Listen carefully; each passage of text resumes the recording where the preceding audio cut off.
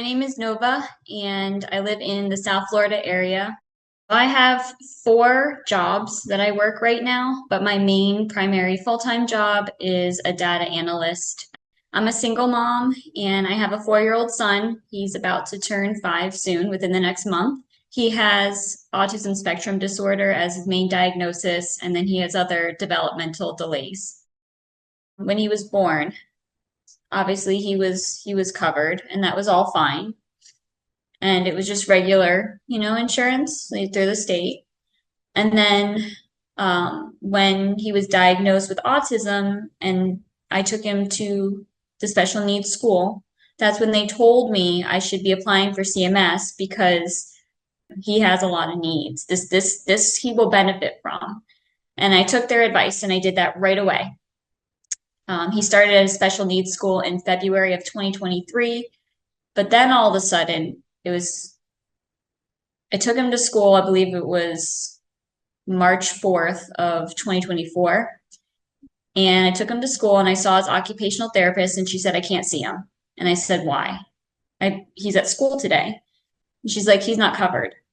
I said, not covered for what? She's like, he doesn't have insurance. And I said, what are you talking about? So then at that point, I was tipped off something was wrong. She told me to go check his insurance. And there was about 2 months of a lapse where he wasn't receiving any therapies or anything. And I was making phone calls and faxing and emailing, trying to get him on some kind of plan with KidCare and trying to expedite the processes. Naturally, then he also reverted back to banging his head on objects and or headbutting me. Even I got physical injury. I got bit and scratched all over my arms, my legs. He wasn't able to have access to his therapist like he needed. So he was regressing. He was starting to become a lot less verbal. Then I got desperate. I needed to do something for my child. He was not okay. I felt so helpless as a mom. And I started private paying the school.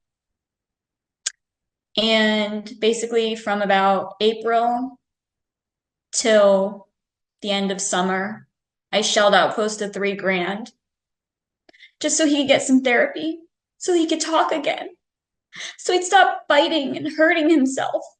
And also in the midst of all of these issues, like with his insurance and trying to follow up with things, I also have to insert that into my day-to-day business with my job. And sometimes I fear that I'm going to lose my job because I'm on the phone with KidCare, or I'm on the phone with the pediatricians trying to figure out what they're going to take, or trying to find specialists or new therapists.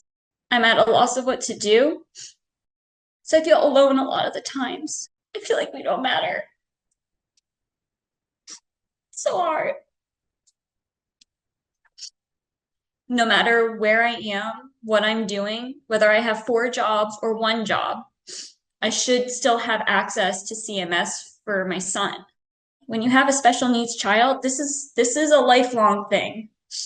And as they get older, their needs change. And it shouldn't just be based off of some kind of threshold of income. It's not right. That clinical eligibility piece, that's really the priority. Are we being taken care of? Are we taking care of our kids?